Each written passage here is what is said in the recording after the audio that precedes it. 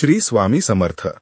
स्वामी भक्त हो, स्वामी अक्कलकोटीमध्ये आपला स्वागत आहे। जर आपल्याला मुक्ती हवी असेल तर भगवंताचे सतत चिंतन करणे खूप महत्त्वाचे आहे। हेच ध्येय ठेवून सुरू करूया आजचा प्रवचन। नित्य स्वामी दर्शन दिवस 12वा।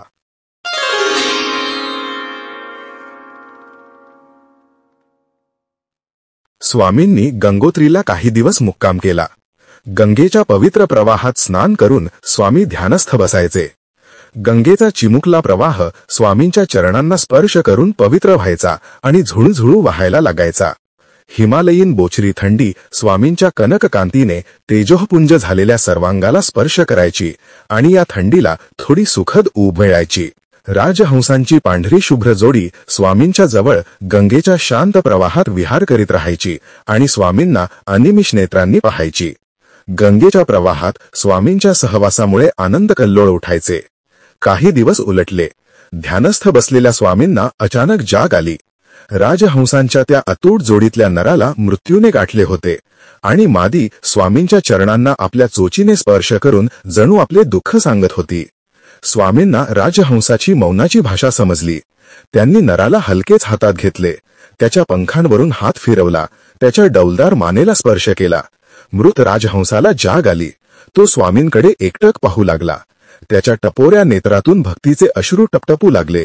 न राजहंस मनुष्यवाणीने बोलू लागला, स्वामी, माझी शापातून सुटका झाली। मी मूळचा गंधर्व।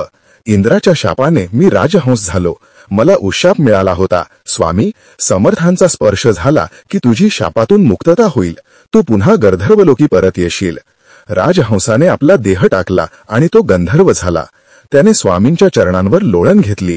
स्वामींनी त्याला आशीर्वाद दिले, गंधर्वा, तू आता देवलोकी न जाता मज बरोबर अक्कलकोटला चल, तिथेच तुझे कल्याण होईल।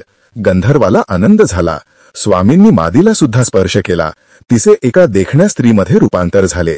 स्वामींनी दोघांना निरोप दिला आणि ते हिमालयाच्या दिशेने अंतर्धान पावले। गंगेचा प्रवाह उलट्या दिशेने स्वामी चरणांकडे धावू लागला। भिऊ नकोस, मी तुझ्या पाठीशी आहे। खरे सांगायचे तर मृत्यूचा क्षण कोणालाही थोपवता येत नाही, परंतु आपण जर परमेश्वराच्या सहवासात असलो तर मुक्तीचा क्षण लाभल्याशिवाय राहत नाही। जो भगवंताचा परमभक्त असतो त्याला ह्या जन्म मृत्यूच्या चक्रात पुन्हा अडकायचे नसते, म्हणून तर तो अखंड नामस्मरणात दंग झालेला असतो। अशा परमभक्तांना केवळ भगवंताचाच आधार लाभलेला असतो। त्यामुळे भीतीचे आणि प्रापंचिक कटकटींचे दुस्सह्य चक्र त्यांच्या पाठीमागे कधी लागत नाही।